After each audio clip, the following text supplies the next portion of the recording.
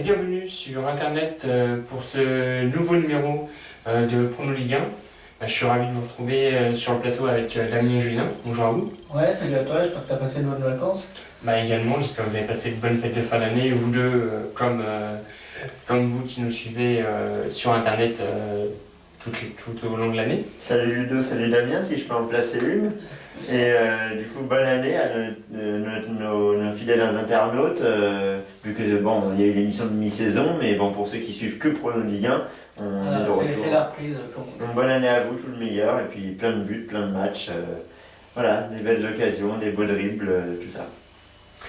Eh bien, on va attaquer tout de suite cette 20e journée en beauté avec la rencontre Paris-Toulouse, et c'est Damien qui ouvre le bal de 2012. Oui, je vois une victoire parisienne, c'est pour être gentil avec Ancelotti. Mais effectivement, comme l'effectif n'est pas encore très bien rodé dans son nouveau système de jeu, je pense qu'il y aura 1-0. Voilà, ils vont être très réalistes, très froids comme ils l'ont été en Coupe de France contre une équipe vraiment prenable. Donc là, voilà, ils vont. Je pense que contre Toulouse, c'est une équipe qui leur réussit, donc ils vont y arriver également. Eh bien, moi je vois dans ce match le même score qu'en Coupe de France. Je vois un 2-1 pour le PSG face à Toulouse. Comme tu dis, c'est un club qui leur réussit bien. Eh bien, on est tous les trois d'accord sur l'équipe gagnante de ce match-là. Et je suis en particulier plus d'accord avec Julien, car on voit le même score, 2-1 pour Paris face à Toulouse. Et c'est Damien qui va poursuivre avec la seconde rencontre, Montpellier-Lyon. Effectivement, alors c'est très difficile, c'est quand même le deuxième contre le quatrième, et je pense que voilà, on est dans une période où effectivement tout se révèle et que la moindre erreur est fatale. Et comme Montpellier était déjà dans une période un peu délicate avant la trêve, je pense que Lyon va bien en profiter, c'est-à-dire qu'il y a eu 15 jours de décalage, mais même plus 3 semaines.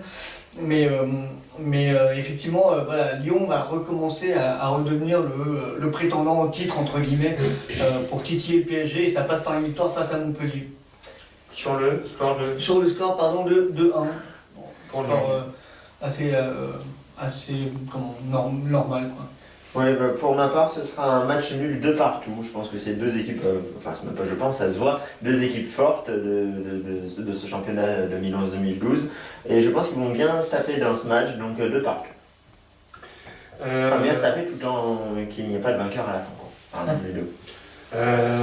Ouais, entre ces deux équipes qui sont très bien classées dans le classement et très proches, je vois un match nul, un partout.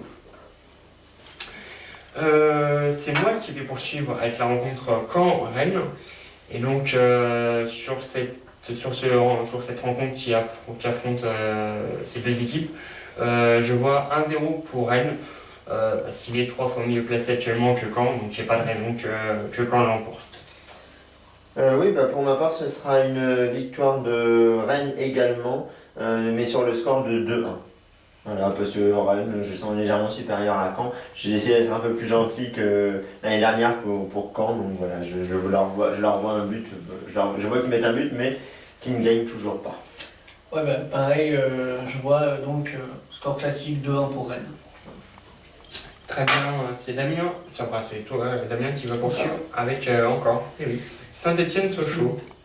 Saint-Étienne-Sochaux, alors effectivement, ça va peut-être en surprendre plus d'un, mais je vois 4-1. Je suis surpris. Ouais, J'espère qu'il y en aura plus que un, du coup, plus que moi. Quoi. voilà. Donc oui, pour Saint-Étienne, évidemment, pas pour Sochaux. Sochaux qui s'englue dans la zone de relégation méchamment, et Saint-Étienne qui, à part le foot pas contre le PSG, a vraiment une très très bonne cadence. Et donc voilà, ce sera la loi du plus fort, tout simplement. Pour ma part, je vais être un peu plus gentil avec toi pour les Sochaliens. Je vois une victoire de Saint-Étienne malgré tout sur le score de 2-1. Voilà. On est tous les trois d'accord, on voit tous les trois une victoire de Saint-Étienne. Et moi, ça sera sur le score de 3-0 face à Sochaux.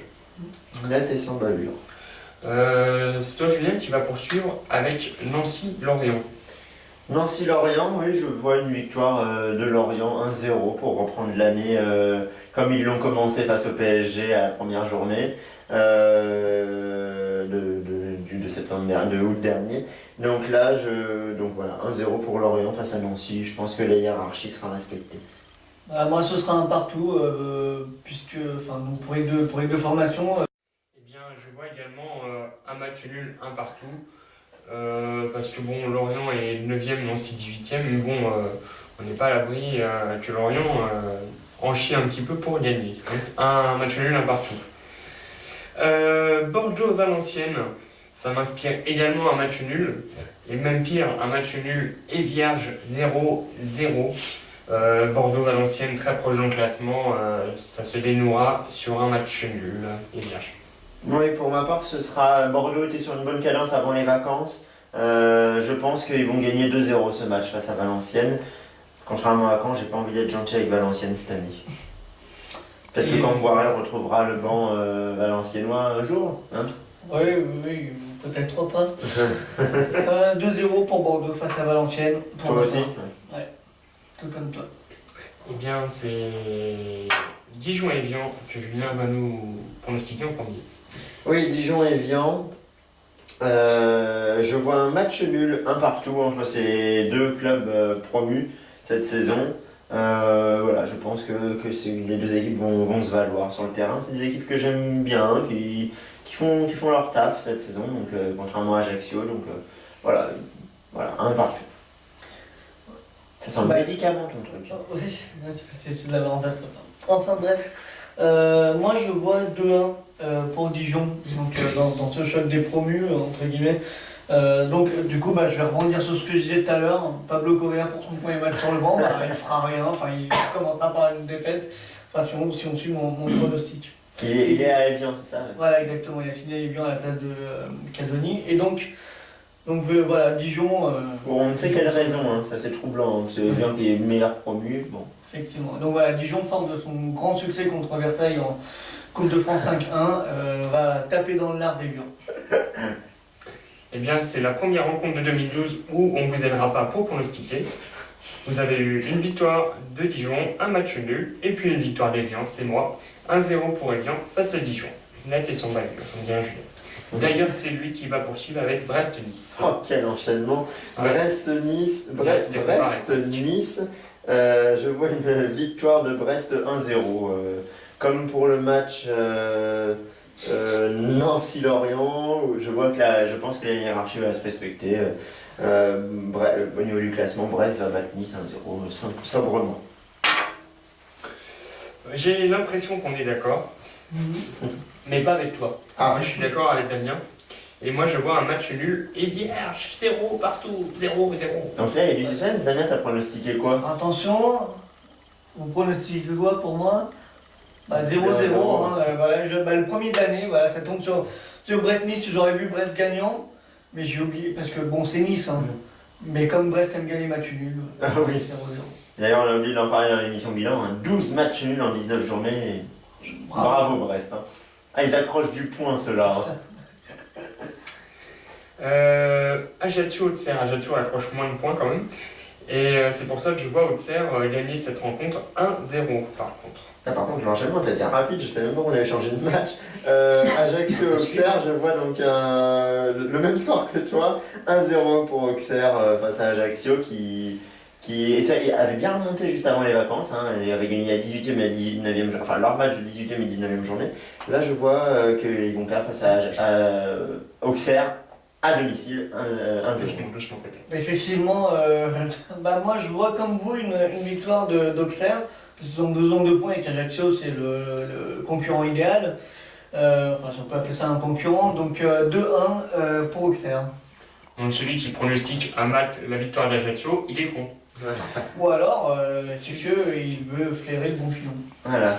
Et pas le bon filon. Ouais. On va finir cette 20e journée, et oui déjà, c'est triste, avec la rencontre Marseille-Lille qui clôturera. Oui, Marseille-Lille, je sens que les yeux sont tournés vers moi, parce qu'ils ont hâte d'entendre ce que je vais dire, parce que j'ai un score qui fait rêver, un partout, entre Montpellier, non pas Montpellier, Marseille et Lille. Voilà. La reprise, on a du mal après les fêtes. Parce que Marseille va accrocher le nul contre Lille, je pense, et ce serait déjà une très très bonne affaire pour eux. En revanche, pour Lille, effectivement, s'ils se font un peu chahuter par Marseille, ce sera 2 points de perdus. Je Je suis complètement d'accord avec ce que vient de dire Damien et je vois la même chose avec un but de chat en plus partout. Je bosse avec mon ami. En tout cas, ça fait 2 partout pour Marseille face à Lille. Voilà. Eh bien, moi j'ai Ou vu. pour Lille face à Marseille. En coulisses, j'ai vu leur pronostic et j'ai dit tiens, je vais pas mettre. Moi aussi, je sentais. Vous savez, hein, les gros chocs comme ça, vous me connaissez, je mets les matchs nuls. Là, j'ai dit en 2012, je vais essayer de changer. On verra si ça va réussir ou pas. Et donc, j'ai dit allez, je vais mettre une. Marseille a un début d'année difficile, enfin difficile, on verra bien, avec des gros matchs. Eh bien, je vais leur mettre des défaites. Donc, ce sera donc là une victoire de Lille à l'extérieur, 2-1. Mais effectivement, je suis plutôt d'accord avec vous, ça peut sentir le 1 partout comme le 2-2. Mais je pense que Lille va essayer d'accrocher un peu plus encore Montpellier et Paris en tête de ce championnat. Très bien Julien pour la clôture de Marseille-Lille. On ne change pas les bonnes habitudes et non en 2012 on garde l'essentiel. Vous avez le récapitulatif de nos pronostics qui s'affiche là maintenant sur vos écrans. Je vous rappelle également que l'émission se poursuit sur internet, sur la page Facebook Prono Ligue 1, vous pouvez retrouver les résultats des journées précédentes, tout ça. Le bilan qu'on a fait aussi pour la mi-saison. Tout ça est sur internet, sur Facebook. Vous allez ensuite avoir le calendrier avec les dates et horaires des rencontres qui auront lieu donc samedi 14 et dimanche 15 janvier 2012. Je passe le bonjour à mon frère qui fêtera son anniversaire ce jour-là. Et puis le samedi, donc, ce sera un multiplex. Il y aura juste Marseille et Lille qui seront le dimanche. Ok. Je sais pas, c'est à l'heure du calendrier. Peut-être. Et quant à nous, on se retrouve dans 2 semaines. Vous savez, ils font déjà la reprise et ils font déjà des vacances, ces bâtards. On se retrouvera le 25. D'ailleurs, je passe le bonjour à ma soeur qui fêtera son anniversaire ce jour-là. Le 25 janvier pour poursuivre cette deuxième partie de saison avec la 21e journée. Voilà. Merci Et donc, Julien. sachant donc que nous tournons aujourd'hui le jour de l'anniversaire de Ludo, donc bon anniversaire. Bon anniversaire Ludo. Merci, c'est gentil. Bon anniversaire à vous aussi, à vous aussi qui nous suivez. Et on se retrouve bien dans 2 semaines. On va vous souhaiter de bons matchs.